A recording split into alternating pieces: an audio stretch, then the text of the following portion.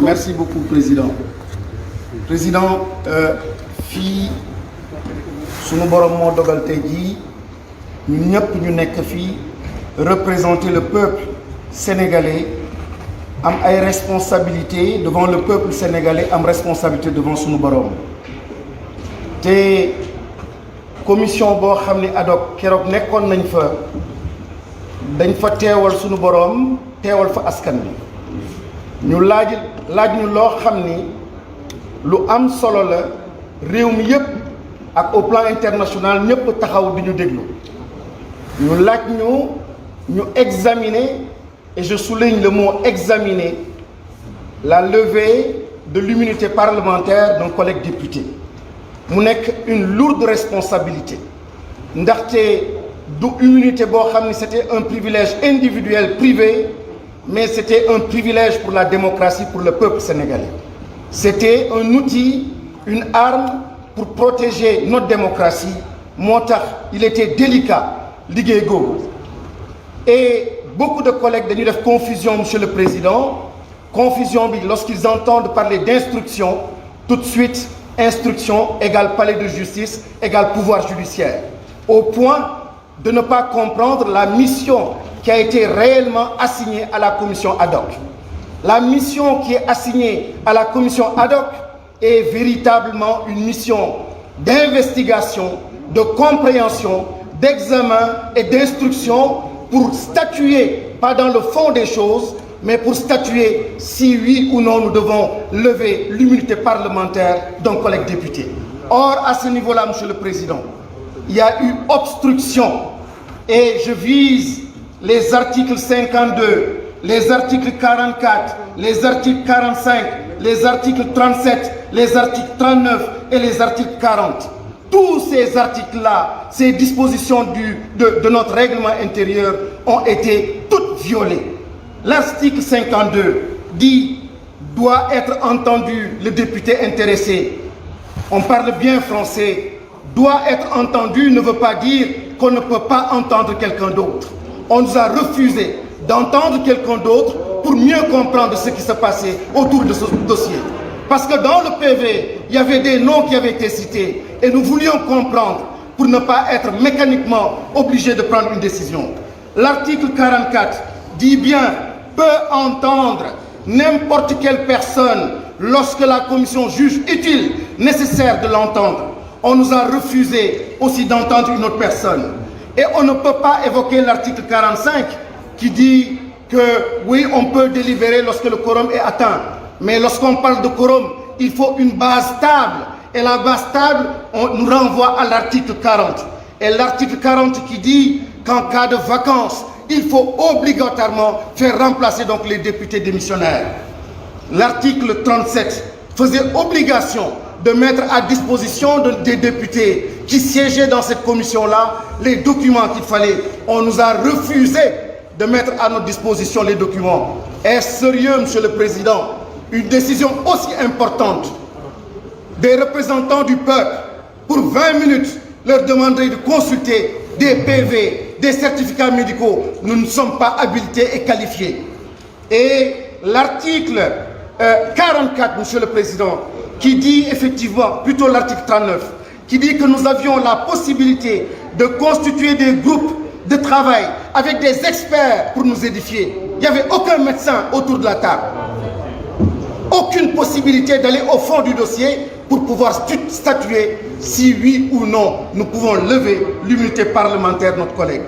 Monsieur le Président, nous faisons face à l'histoire. Nous faisons face à l'histoire. Et désolé, ces articles-là, je les tire du chapitre 10 du règlement intérieur de l'Assemblée nationale dédié aux commissions spéciales temporaires. Et donc les commissions ad hoc en font partie. Ah oui, je vous renvoie à vos copies, je vous renvoie au règlement intérieur. On parle bien des commissions spéciales temporaires. Monsieur le Président, il s'agit de l'histoire de notre démocratie.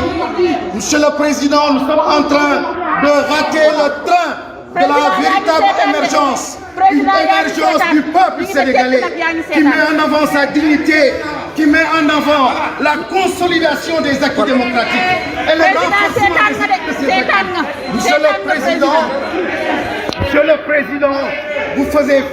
face à l'histoire, nous faisons face à l'histoire. Je dis, c'est ignoble. Ce Parlement est couché. Le Parlement doit être debout. Nous avions une occasion extraordinaire de donner cette fierté à ce Parlement et nous avons raté cette occasion. Monsieur le Président, maa ngi di nuyu ministre yi di wax ni affaire bii nga xam ne dañ ci tudd suñu collègue Ousmane Sonko ba tax ñuy lever immunité parlementaire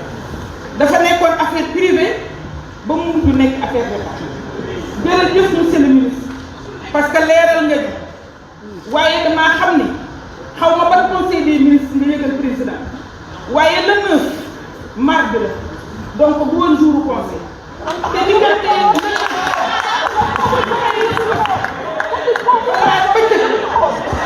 juge d'instruction bi gannaaw bi ñu jotee bi nga xam ne extrait la ko daal transmettre nañu procureur général mu transmettre la ko nga transmettre ko président bon nag loolu man gis naa ne sax rajo monsieur le ministre ñun dañ taxaw fii gërëm la ci loi boo xam ni non seulement dañ ko soxla woon waaye dafa jóge woon bitim réew convention internationale muy protocole yi nga xam ne moom lañ defoon te gouvernement bu nekk liggéey ci 98 la convention pour toute élimination pour toute élimination des discriminations des femmes ci lañ ko voté Abdoulaye Wade ñëw en 2000 voté protocole optionnel bi nga xam ne jigéen ñi ñu leen nekk suñu noonu mën nga leen directement na suuf ñu ratifié fii à l'Assemblée fii la toog la sa collègue Cheikh Tidiane Gadio ko ñu ratifié le protocole de Maputo mu am des engagements des pays boo xam ne daf ne leen protéger les filles protéger les femmes yàlla dogal ñu ñëw ci loi bi may intervenir loolu laa dama la gërëm ba pare ne la loi bi dañ ko soxla woon soxla bi ñu ko soxla li moo taxoon voté wu ma ko seen loi viol bi xamoon naa li fi ñu ko teg.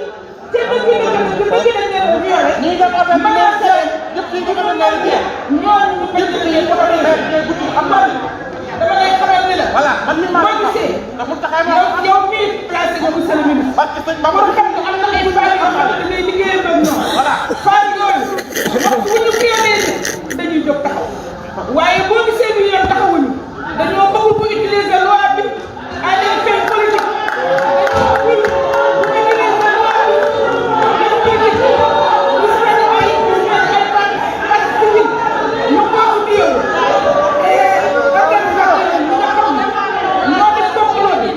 parce que loolu doyewuñ ko pour prévenir les violence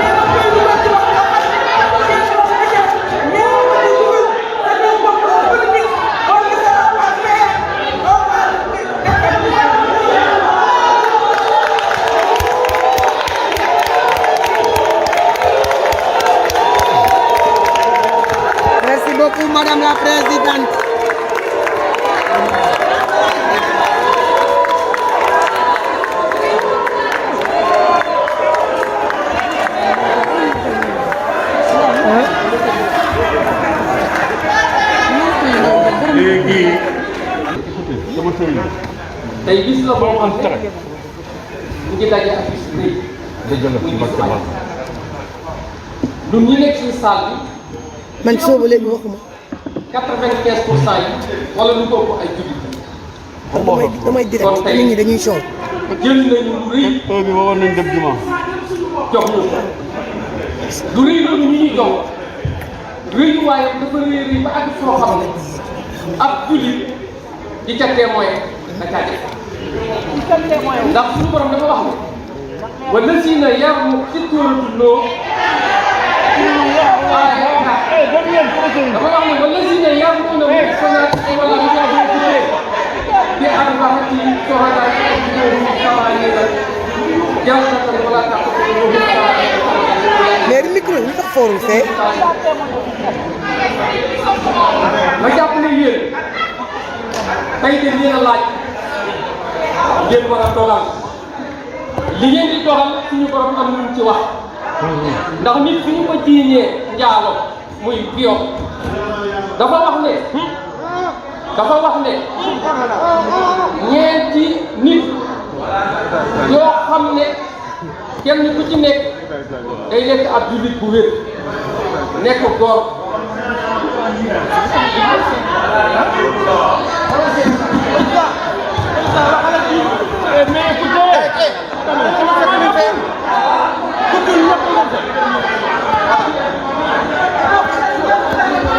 ndeysaan aji mbergaan sonn waaw ma ne séance bi li tax mu jeex soreetul bàyyi leen ko mu wax li muy wax ndax képp ku nekk homme politique wala femme politique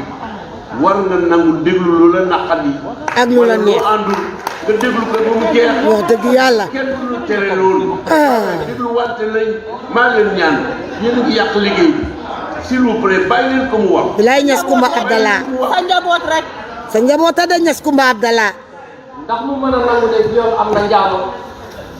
ñeenti nit lay ñoo koy témoin ñeenti nit yoo xam ne góor lañu doon jullit doon góor waaye doon gor doon nit ku maam koo xam nit dañuy xam ak maam bu boobaa viol ba dana mën a nekk lu wér tey day des day amay saaf ndax saaf yi dañu wax ne su ñëwee foofa ñoom dañoo war a ñëw tiim mbir ma gis te bu ñu ko tiimee yow rek ci tiim leen ñoom ñaar waaye dañu koo war a gis mu mel ni comme ni tusngal di duggee ci li nga xamante ne moom la ñuy dugal tusngal loolu la suñu borom wax. boobu ëppoon na alxuraan la donc tey fii. boobu ba nga dëggal loo xamante ne nii jigéen ñi dañu ko waaw yéen nga am fii tey Fatou Diouf ba nga jàllale loo xam ne ëllëg ngeen jàppale seen borom dana leen ko laaj. dinaa la xëpp ndox tuuma ju rëy yi nga xam ne ay nit dañ ko jël indil leen ko yéen ngeen ko gisee atteewu muy jàllale yow man fi am suñu borom dana leen ko laaj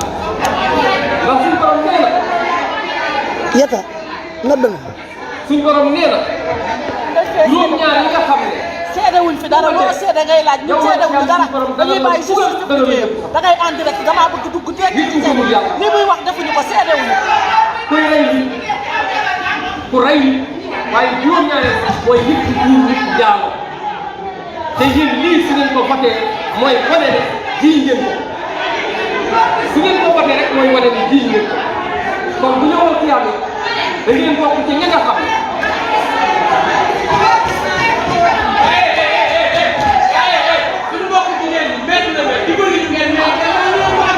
du affaire de jigéen ak góor de du affaire de jigéen ak góor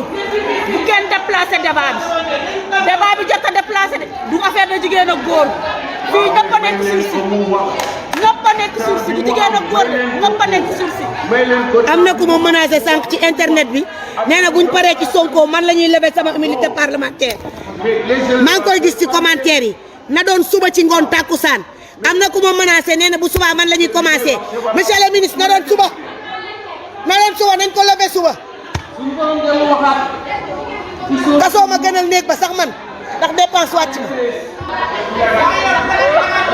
li ma leen di waxaat mooy xool leen bu baax ngeen koy def liggéey dem Kaolack lañ bëgg ngay wax. gore am na yeneen yoo xam ne sax xam naa ne